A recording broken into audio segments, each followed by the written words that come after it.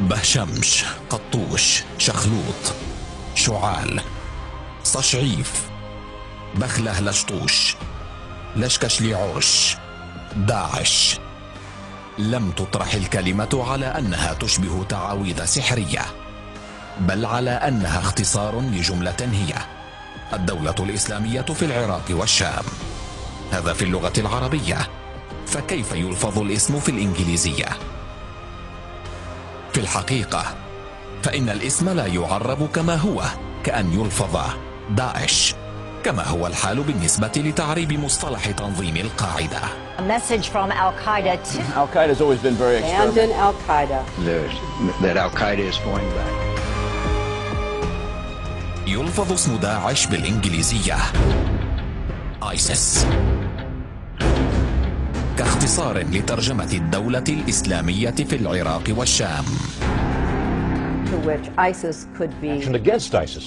To combat ISIS. Against ISIS. Rejecting ISIS. الترجمة الحرفية لجملة الدولة الإسلامية في العراق والشام يجب أن تجعل من اختصارها مختلفا: Islamic State of Iraq and the Levant، أي ISIL.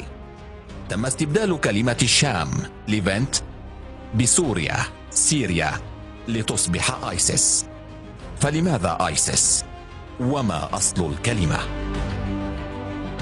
ISIS آلهة عند المصريين القدماء، وهي التي ولدت هورس وفق اللفظ بالإنجليزية، وهو الابن المقدس للثالوث المصري القديم. يطلق على عين الشيطان والتي ترى كل شيء وتسيطر على كل شيء اسم عين هورس، وهي الرمز الماسوني الموجود على الدولار الأمريكي. ويعد هورس المفهوم الماسوني عن المسيح.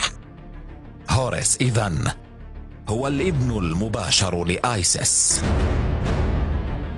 الحجر الأخير في قمة هذا الهرم مفقود دائما، ووفق مقيمي شعائر عبادة الشيطان في العالم، فإن الضوء الساطع حول عين هورس هو ليس ضوء الشمس، بل من نجم سيريس.